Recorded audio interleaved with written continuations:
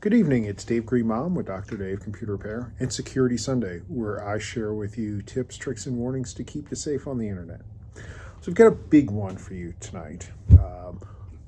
SolarWinds, which is what's called a remote monitoring and management company, had software installed in a variety of government institutions, and they were hacked, which allowed other people to hack into those government institutions. Now, we've gotten a lot of questions about that because we actually use a remote monitoring and management software in our business, but there's some key distinctions with ones that we use, and it's one of the reasons why I chose it. Number one, the one that we use does monitoring only. It doesn't make any changes to your computer. Even if we wanted to, we couldn't, because it's not designed to do that. It's what's known as a read-only tool. The other thing that we've talked about before is our remote control software.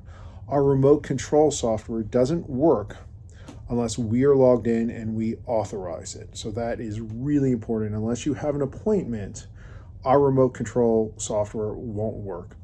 The other thing is that with both our remote management tool as well as our remote control tool, we decided to use smaller companies. The smaller the company, in some ways, the less likely they are to be hacked, because SolarWinds was a very big company and they had a lot of government contracts where the tools that we use work with small companies, so they are theoretically less likely to be hacked. The other thing is, if there is a problem, we have a direct line to these companies and we can call them and immediately cut off the software.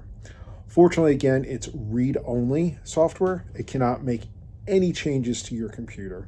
The remote control software we use, can't use it unless we have an appointment and we are logged in and we are authorized to use it on your computer. So we take a lot of security precautions to keep everyone safe. So that is the big Security Sunday. Again, the government institutions were hacked through a remote control type software tool.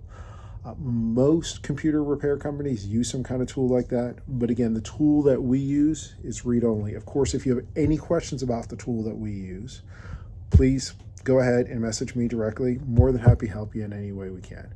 I'm Dave Greenbaum with Dr. Dave Computer Repair, and that's my Security Sunday.